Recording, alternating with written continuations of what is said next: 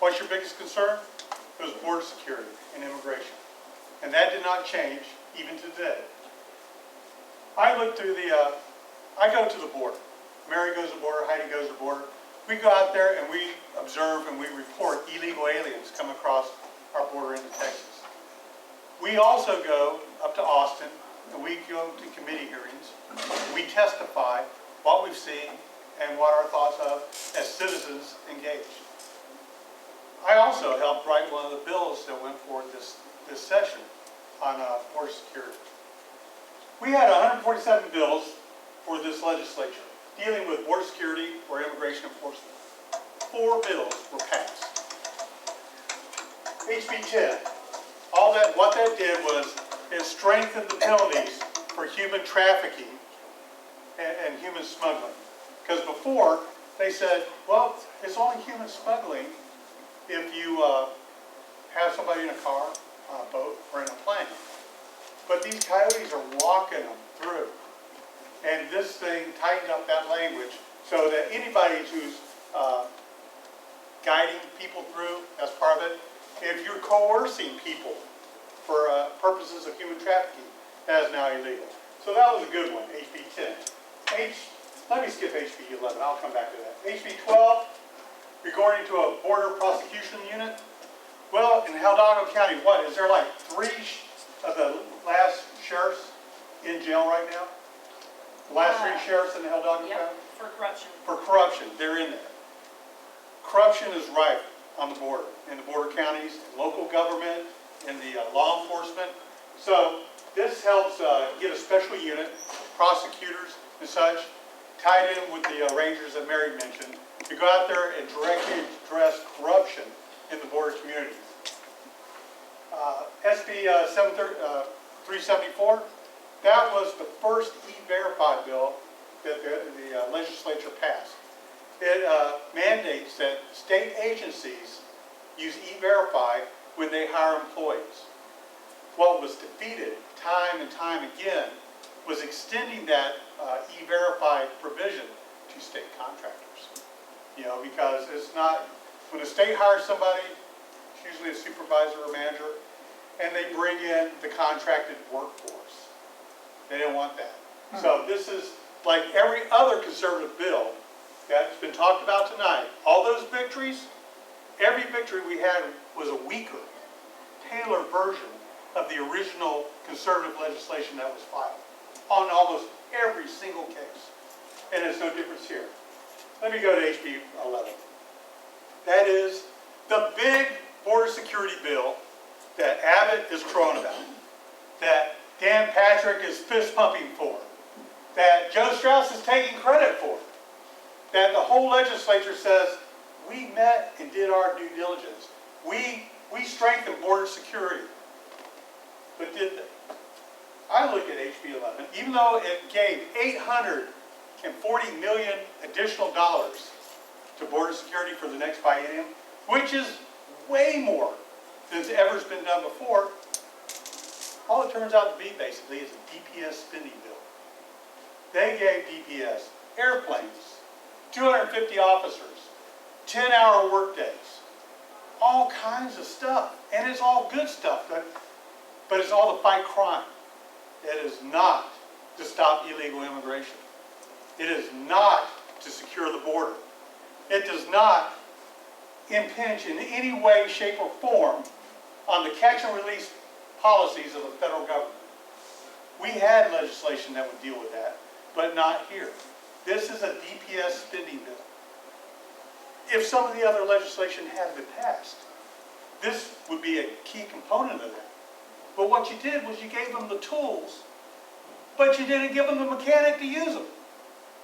And they don't know how to use them correctly. Like I said, it will make a difference. They will be able to chase more people. They will be able to get more crime down. Cartels and transnational gangs are big parts of what goes on human smuggling and human trafficking. But ultimately, with Obama's federal government, nothing stops, nothing changes. They come in, they get caught, they get processed, they get released. We had a Border Patrol union rep testify at the same hearing I went to. And he said If they get caught with less than 6 people, they're released. The coyotes aren't charged, and the people are processed and released for the court date. My God, that tells you exactly how to smuggle people across the border. Yes, ma'am. Tell them what the author of HB 11 admitted about his own bill, because you're all going to get mailers and you're going to hear from your legislators that they passed border security bill. The author of HB 11, tell them what he actually said about it under cross-examination from Jonathan Stickland. Go ahead, because I can't remember the exact quote. Dennis Bonnet from Brazoria County is the author of this bill. He admitted to Jonathan Stickland under the strongest questioning possible that this in no way actually secures the border. Right. Those are his words exactly. He said, in fact, we can't possibly secure the border in Texas, and this bill doesn't even try to do that. So what you're going to hear from Republicans is that they secured the border, but the author of that bill admitted on the floor of the House that the bill doesn't even come close to securing the border. Next slide, please. 2 other bills of note were passed, and I'm going to come back to this and wrap this up very quickly. SB 1928, you talk about ensuring that local government and your communities are supposed to have a say when they want to put a refugee settlement in your neighborhood, in your town, in your community. Because that is the policy of the federal government. The reason a lot of border apprehension numbers are down is because the United States is bringing them in directly and recolonizing the United States. They have them all over America, but particularly in Texas. SCR 5 urges Congress to reimburse, give us the money we're spending on our border security. Well, yeah, that sounds good, but when's that going to happen, right? Gilbert Pena, I put this up here just to show you one of our local legislators in HD 144, used to be Ken Legler's spot, a good conservative. Gilbert Pena, a Republican, filed a bill that said he wants to establish the Texas Commission on Immigration and Migration and a migrant worker visa pilot project. Folks, this is a Texas Solutions. And it also... It was worse than that. It was almost an employment agency for illegals. It is an employment agency working directly with Mexico. That's right. They're cutting out the federal government. Let's just go Texas, right straight to Mexico, and import workers to go work in our fields, our hotels, our massage parlors, our Chinese restaurants, whatever the hell it is. That's what they wanted to do. Okay? Did that pass? No, sir, it did not. In fact, this one did not even get didn't even get a hearing in committee. It was such a bad bill. But the fact... It was Republican sponsored. And it wasn't the only one. There were 2 others that were exactly the same. Lucio did one in the Senate. Yes, he did. That was a companion bill in the Senate, but he was a Democrat. The Senate and the House were equal opportunity, border security, and immigration enforcement bill killers. They did not allow anti-sanctuary city bills to come up. They did not allow for the getting rid of in-state tuition. Any of the magnets that draw what I would call maybe the legitimate illegal aliens who do want to come here for work, they didn't address that at all. You know, of course, they're not the only ones to come. Usually they're victims, they're criminals, they're drug smugglers, etc. But that's a different story. We never got the hearings. Those 147 bills, lots of them E-Verify. Lots of them were anti-sanctuary cities, anti-benefits to illegals. None of them got a hearing. One of the ones that did have a chance to get past, to do something that actually addresses the problem of illegal immigration was SB 1252. Now, I did have a hand in writing with that because the governor asked me to. I had a meeting with him and Bob Hall, Senator Bob Hall, and other activists as the session started. And he asked us to write a bill on an interstate compact for border security.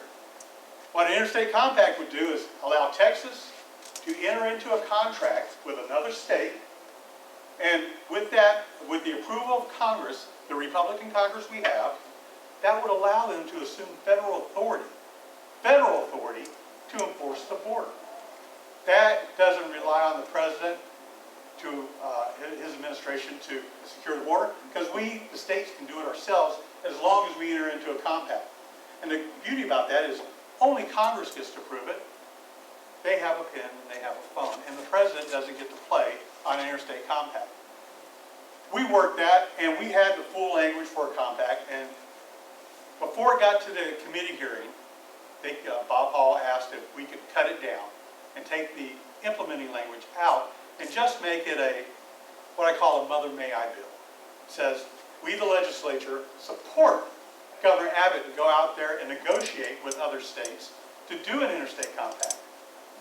I was kind of mad at first, but then I saw, okay, you shouldn't say this is the compact, and then all you got to come and join up. Proper negotiation says we work this together, so we're going to do it together. Okay, that was good. I'm thinking, okay, well now this is a no-brainer. There's no fiscal cost. All you're doing is giving legislative support to the governor to do what he's already empowered to go do. There's no cost at all to this.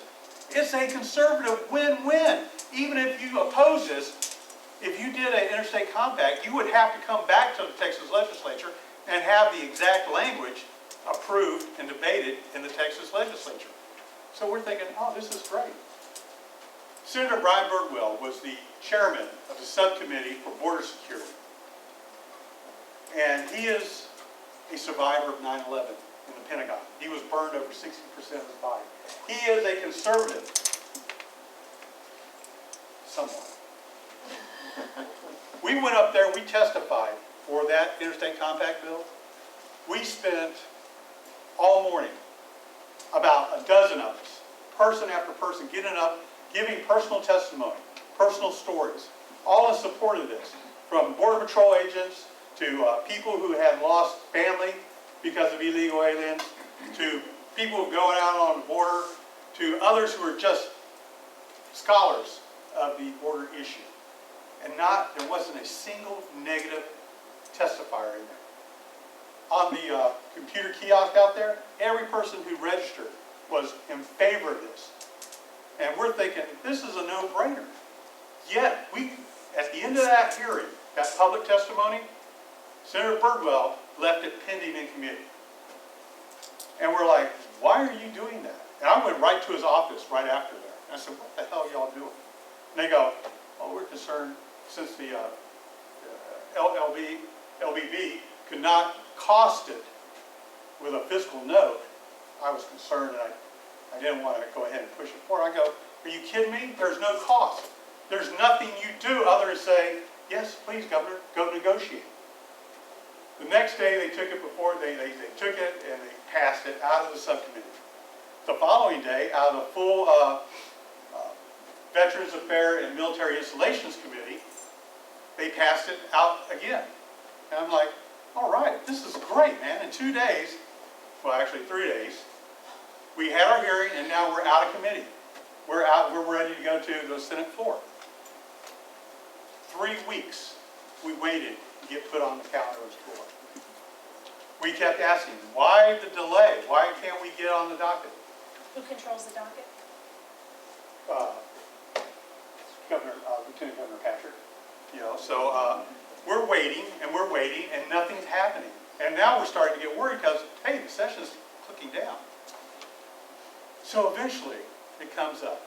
And when it hits the floor, guess what? It passes pretty handily. All the Republicans voted for it. All the Democrats voted against it, as expected. And it's ready to go to the House. They hold on to it for another 2 weeks before they send it to the House. And now we're getting frantic. Oh my God. We passed the Senate, but you've delayed over a month to get it from the committee to the House. So it goes over there. Now the good part about this is it goes over there and Matt Schaefer, is it Matt? Matt Schaefer? One of the Matts. One of the Matts. He had a companion bill over in the House that wasn't going anywhere. But Dan Huberty from Houston, Republican, said, I'll take this bill. This is a good bill for me. I want to put it through the committee. Well, Speaker Strauss took this, did not put it in Homeland Security. This is border security, remember? He didn't put it in border security. He took it to State Affairs, where his #1 lieutenant, Byron Cook, rules. we could not get a committee hearing out of there. Even Dan Huberty, who is a Strauss supporter, could not get it budged. So in the end of the day,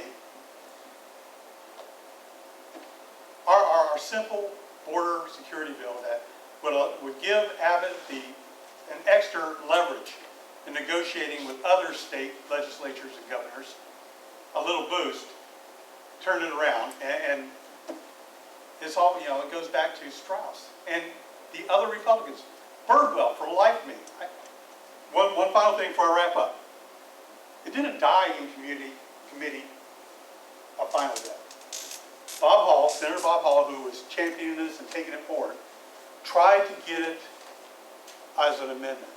They could not get it amended. It was defeated in the House.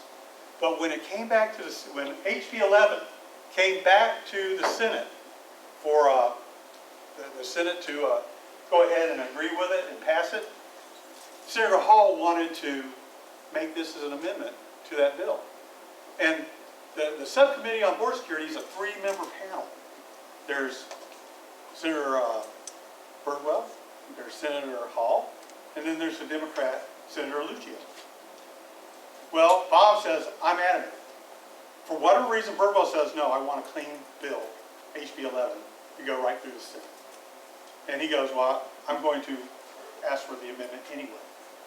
And when they did that, Birdwell went and talked to Lucio. And those two overrode Bob Hall and passed out HB 11 without an amendment.